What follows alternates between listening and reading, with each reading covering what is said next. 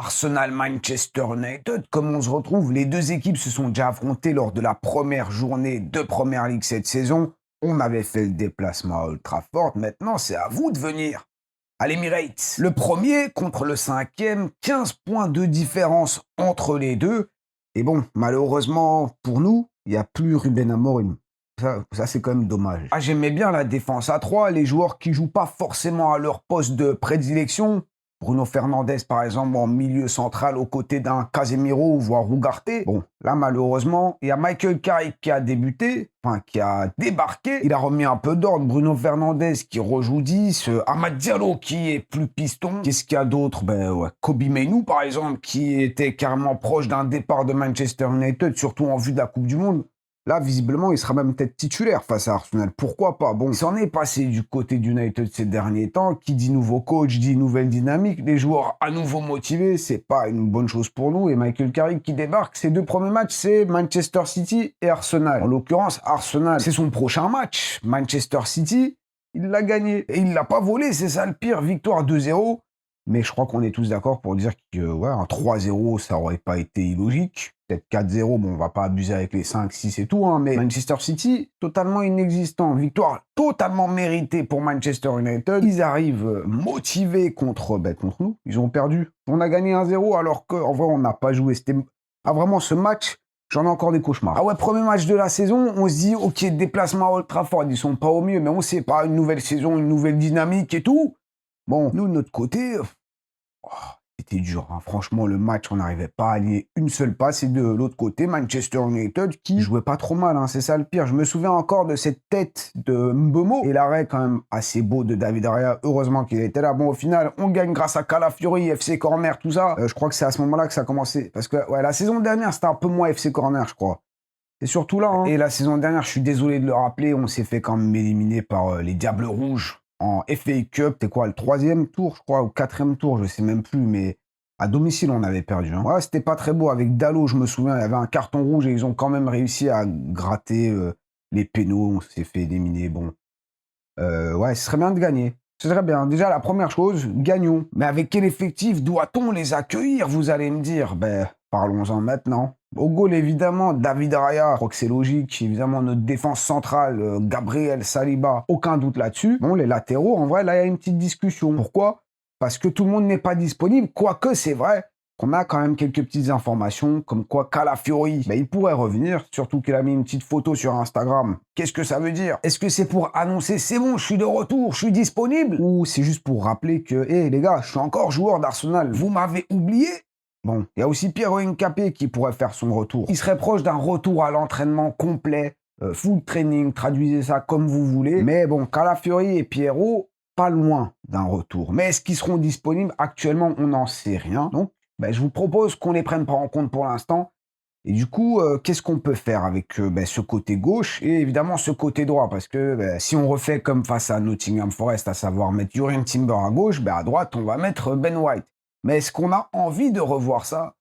Ça, je suis un peu moins sûr. Donc, moi, je propose qu'on mette Jurrien Timber à son poste de prédilection, là où il excelle, où pour moi, c'est en première ligue le meilleur, et ça se bat pour le titre du meilleur arrière droit en Europe. Ça, bon, on laisse ça pour plus tard avec les Hakimi, tout ça. Et du coup, à gauche, on fait confiance à MLS. Hein. On sait très bien que défensivement, c'est pas toujours rassurant. Il a quelques lacunes, c'est sûr qu'au milieu de terrain, j'aimerais voir ça. Ben, peut-être que ça aurait été meilleur, sûrement que ça aurait été meilleur, mais Arteta a décidé de le faire jouer arrière gauche. Donc, faisons-le jouer arrière gauche face à Manchester United, face à l'Inter, c'était pas trop mal. Il y a eu des petits moments où, ok, c'était pas parfait, mais au global, il s'est quand même mieux débrouillé que les dernières semaines, même face à Portsmouth. On s'attendait quand même que dans ce match, il aille mieux.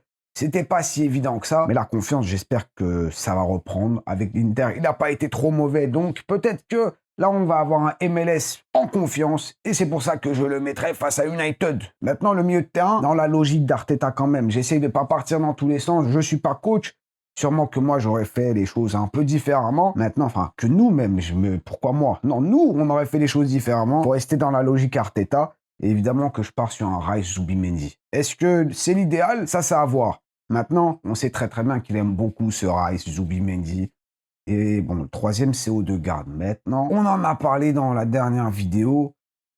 Odegaard. Passe 10 balles, Odegaard. Non, en vrai, je crois que je le laisse sur le banc. Peut-être que ça va lui faire un petit électrochoc parce que ces derniers temps, vraiment, il apporte tellement peu à notre jeu. Il ralentit constamment. Et nous, on a besoin d'être un peu plus rapide. Encore une fois, on l'a vu face à l'Inter. On a accéléré, on a mis un but. Bon, évidemment, on va pas le faire à chaque fois. Enfin, on va pas accélérer à chaque fois et on va pas mettre un but à chaque fois. Mais il faut être un peu plus direct. Et malheureusement, avec Odegaard, j'ai l'impression qu'on ne l'est pas. Il nous empêche. C'est ta faute. Non, j'abuse. Non, évidemment, c'est notre tactique. Mikel Arteta aime beaucoup Martin Odegaard, mais je crois que j'ai envie de voir Eze. Alors, évidemment, Eze, c'est pas incroyable, mais quand tu joues quasi pas, c'est sûr que ça va être dur de faire quoi que ce soit. C'est une question aussi de confiance.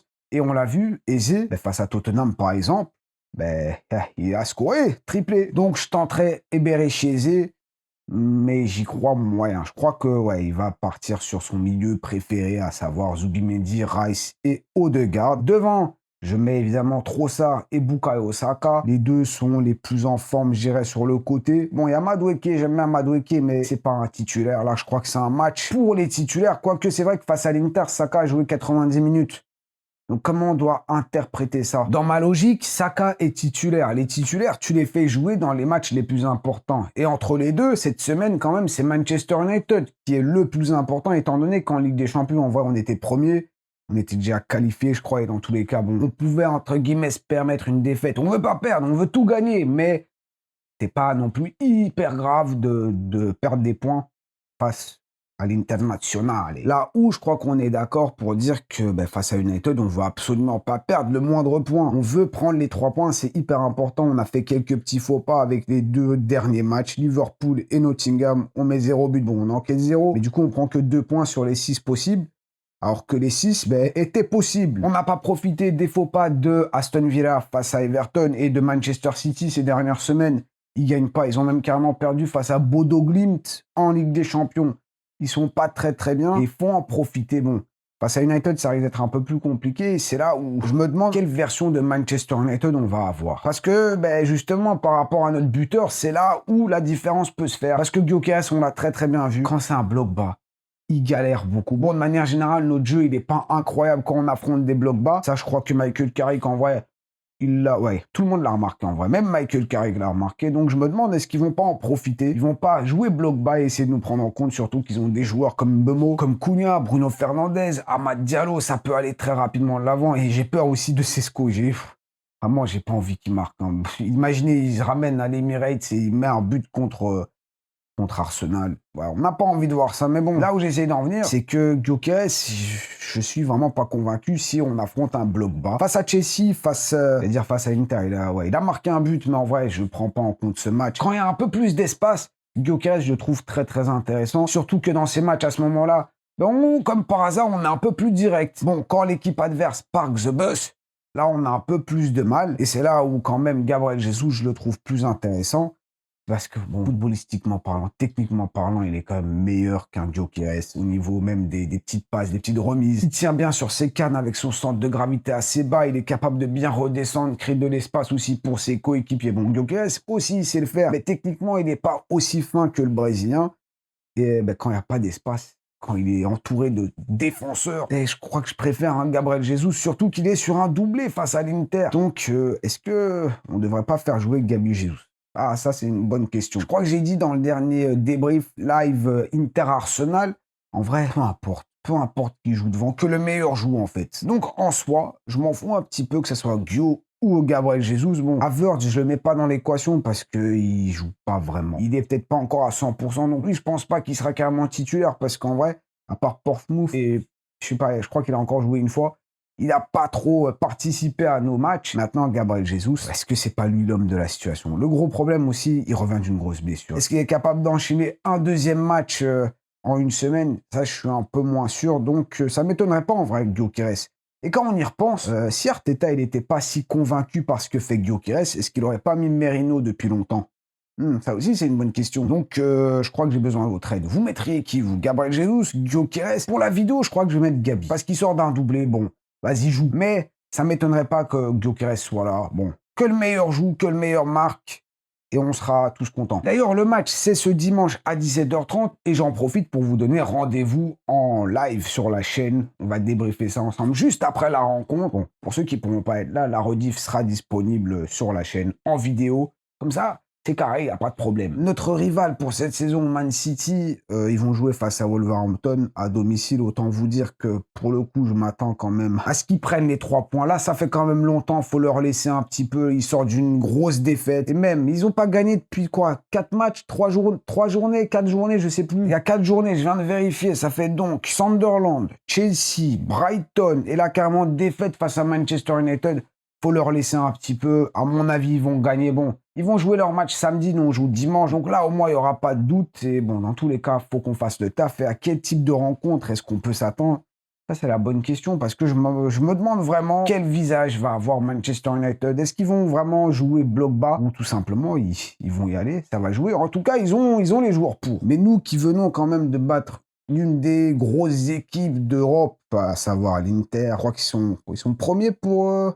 la Serie A, je sais même plus. Bref, en plus de ça, ils ont joué avec la grosse équipe. Ils sont pas encore qualifiés. En tout cas, pas directement. Je crois qu'ils sont 8e, 9e. Enfin, avant le match, ils étaient 8e, 9e, il me semble. Là, je sais pas. En première ligue, c'est souvent très, très fermé. Et c'est ça qui me fait peur. Est-ce qu'on va avoir un Arsenal qui joue lentement, qui fait circuler le ballon entre ses défenseurs? Et non.